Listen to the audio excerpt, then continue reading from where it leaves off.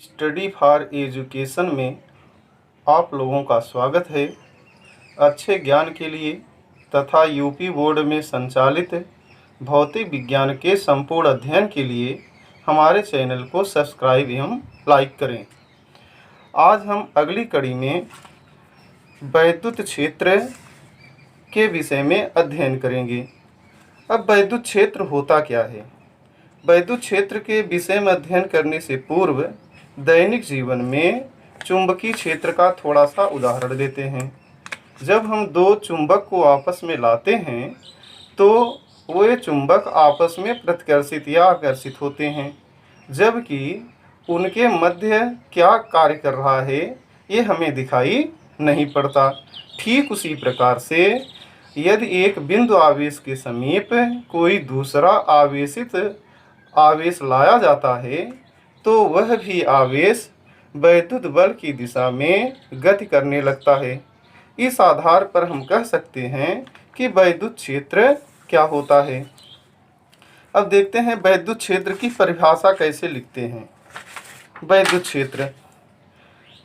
क्षेत्र को अंग्रेजी में इलेक्ट्रिक फील्ड भी कहा जाता है।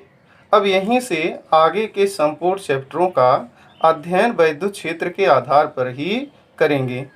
वैद्युत क्षेत्र किसी आवेश के चारों ओर का वह क्षेत्र है जिसमें अन्य आवेश उसके वैद्युत प्रभाव का अनुभव करता है। जैसे मान लिया जाए कि एक वैद्युत क्षेत्र प्लस क्यू है, वैद्युत आवेश प्लस क्यू है। यदि हम एक दूसरा आवेश लाते हैं, यदि मान लिया जाए कि ये लाइन है, इस लाइन तक इस आवेश पर कोई भी प्रभाव नहीं पड़ता, लेकिन ज्यों ही इस लाइन के बाहर अंदर की तरफ आते हैं यह आवेश या तो आकर्षित या प्रतिकर्षित होने लगता है, तो हम कहते हैं कि इस क्षेत्र तक इस आवेश का वैद्युत क्षेत्र कार्य कर रहा है। तो वही कहा गया, वैद्युत क्षेत्र किसी आवेश के चारों ओर का वह क्षेत्र है जिसमें अन्य आवेश उसके वैद्युत प्रभाव का अनुभव करता है।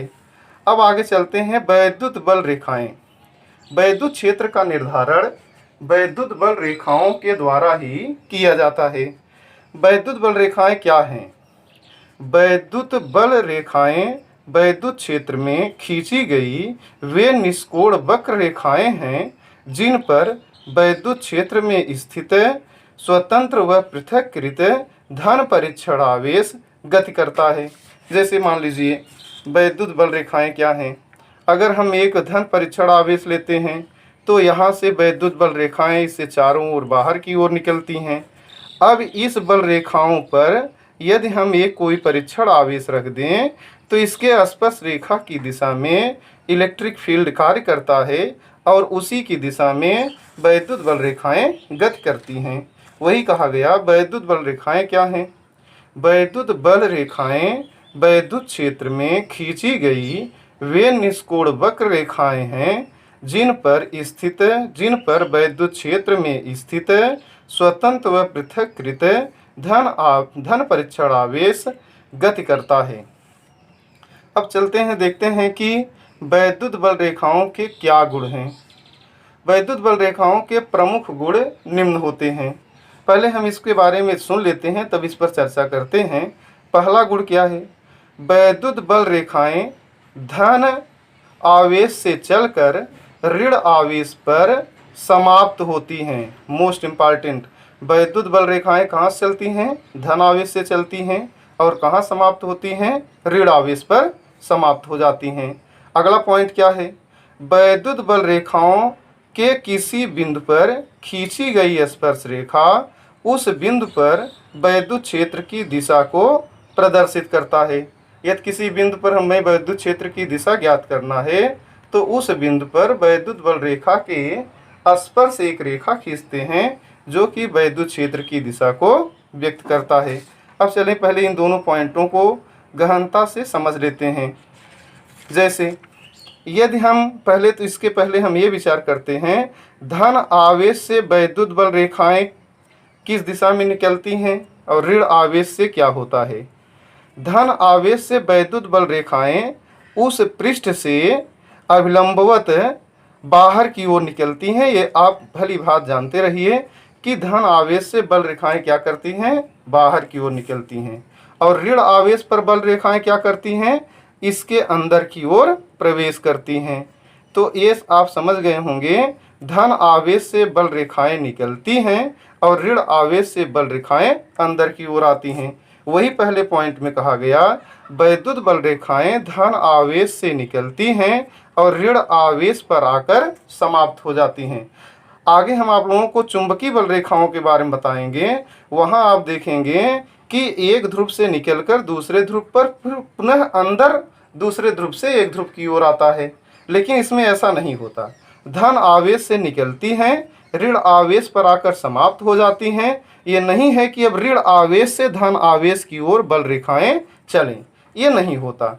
अर्थात वैद्युत बल रेखाएं धन आवेश से निकलती हैं, ऋण आवेश पर जाकर समाप्त हो जाती हैं। दूसरा क्या है, अगर इसी बिंदु पर, इसी वैद्युत बल रेखा पर एक स्पर्श रेखा खींचे और यही स्पर्श रेखा इस बिंदु पर इस वैद्युत क्षेत्र की दिशा को व्यक्त करेगा। अगला क्या है, वैद्युत बल रेखाएं कभी भी एक दूसरे को नहीं काटती। जैसे देखिए, एक वैद्युत बल रेखा ये चली, दूसरा वैद्युत बल रेखा ये, कभी भी ये वैद्युत बल रेखाएं एक दूसरे को प्रतिच्छेदित नहीं करेंगी। क्यों नहीं करती? अगर ये एक दूसरे को प्रतिच्छेदित करती तो इस पर हम दो दो स्पर्श रेखाएं खींच सकते हैं, अर्थात एक बिंदु पर दो दिशाएं वैद्युत क्षेत्र की हो जाएंगी, जो कि असंभव है। इस कारण से वैद्युत बल रेखाएं एक दूसरे को कभी भी प्रतिच्छेदित नहीं करती। अगला, वैद्युत बल रेखाएं किसी खींची हुई लचकदार डोरी की भांति लंबाई में सिकुड़ने की प्रवृत्ति रखती हैं। जैसे रबड़ ले लिए, रबड़ को खींच दिए, रबड़ को ऐसे खींच दिया गया, फिर उसके बाद अगर छोड़ें तो आपस में क्या करती हैं, सिकुड़ती हैं। उसी तरह से वैद्युत बल रेखाएं भी लचकदार डोरी की भांति लंबाई की में सिकुड़ने की प्रवृत्ति रखती हैं। इसी कारण से विजातीय आवेशों में आकर्षण होता है। माने इसका क्या अर्थ है, एक धन आवेश ले लिए, दूसरा ऋण आवेश ले लिए। ये जो बल रेखाएं धन से चलकर ऋण आवेश की ओर जाती हैं, ये अपनी लंबाई के अनुदिश सिकुड़ने का भी प्रयास करती हैं, जिसके कारण से ये दोनों एक दूसरे को आकर्षित करते हैं। अगर बोला जाए विपरीत आवेशों के मध्य में आकर्षण क्यों होता है, तो आप कहेंगे क्योंकि वैद्युत बल रेखाएं लंबाई के अनुदिश सिकुड़ने का प्रयास रखती हैं। अगला, वैद्युत बल रेखाएं अपनी लंबाई के लंबवत दिशा में एक दूसरे से दूर हटते हैं। इसी कारण से सजातीय आवेशों में प्रतिकर्षण होता है। माने दो धन आवेश हैं, एक दूसरे से दूर हटते हैं, दो ऋण आवेश हैं तो भी एक दूसरे से दूर हटते हैं। क्यों ऐसा होता है? क्योंकि वैद्युत बल रेखाओं के लंबवत दिशा में ये हटते भी हैं। इसी कारण से विजातीय आवेशों में आकर्षण और सजातीय आवेशों में प्रतिकर्षण होता है। धन्यवाद।